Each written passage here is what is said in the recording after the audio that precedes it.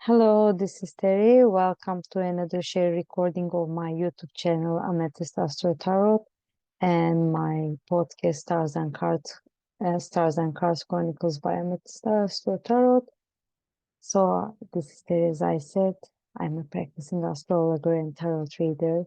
For any professional request, you can always contact me from the details that I put in my description, or you can head to my profile and see the links there. Having said all, today is 21st of May 2024 and the sun moved already into Gemini, but as I always like doing, I would like to look at the chart of the moment, that when just sun moved into the Gemini, and see the general energy at the beginning of this season. Despite that, of course, during the season there would be several changes that the planets moving into Gemini and other signs later during the season. So let me share the chart with you so that we can keep talking. That's the sun in Gemini chart that happened, that the sun moved into Gemini on the 20th of May 2024, the 2 o'clock UK time. And the thing is that, so we are talking about the shift from this Earth and fixed sign of Taurus to the mutable air sign Gemini, and it will stay there until 20th of June when the summer solstice will be happening.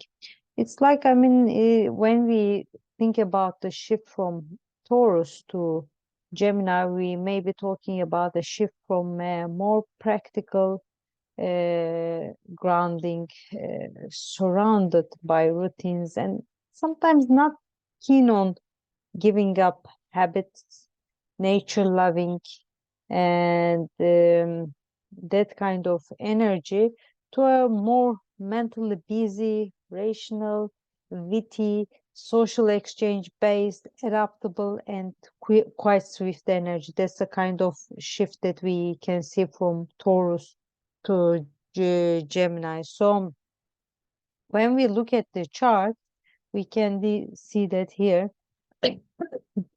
Sorry, the sun, that's the symbol or glyph, as we say, sun is 0 degrees. This is also the symbol glyph of the Gemini. And so when we talk about sun in Gemini, it's like it might bring out a curious social butterfly, and always after mental exchange type of identity in a certain area of our lives. So in that sense, we need to check where Gemini is in our natal charts and which house. So for example, for me, it's mostly the 10th house.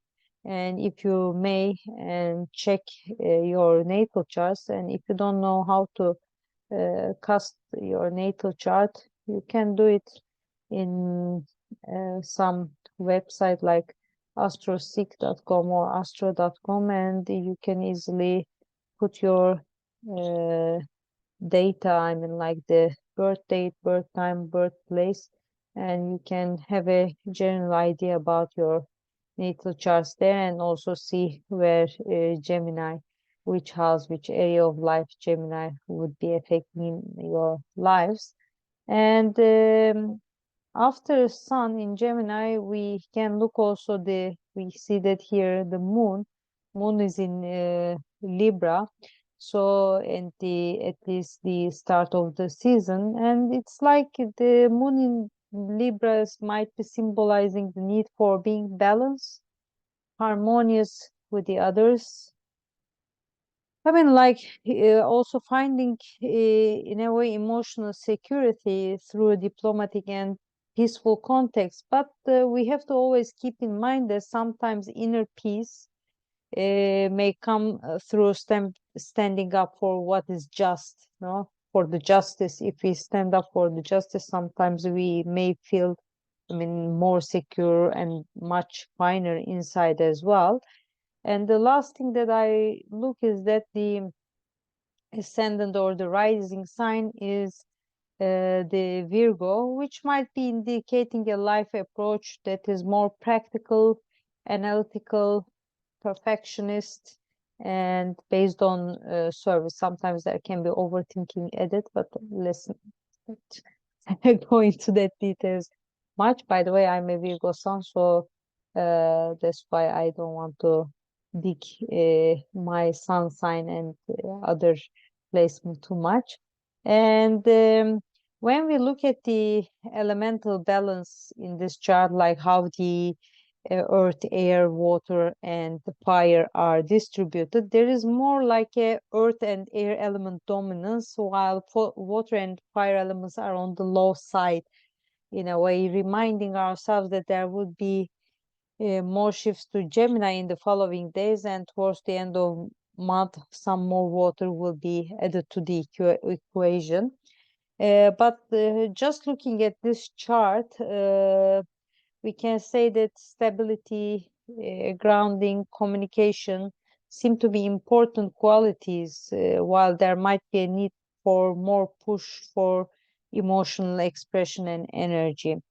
And when we look at the modalities, that we can see that there is a dominance of mutable modality, which might be a sign of being flexible and adaptable, although resistance is supported by fixed placement, cannot be denied in this chart, and while the initiative energy might be missing a bit, but this taking the lead of things attitude might need a bit of inner boost in that sense.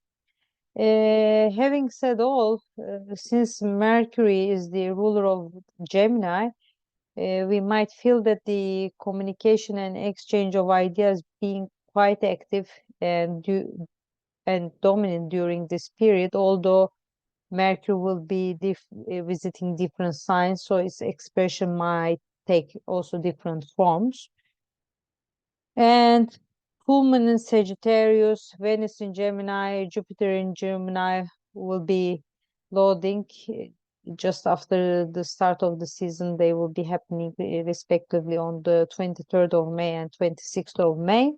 So in that sense, I will be stopped the sharing, and I hope that this video and the English chart has been informative for all of you, and stay tuned for more posts and YouTube videos for these events.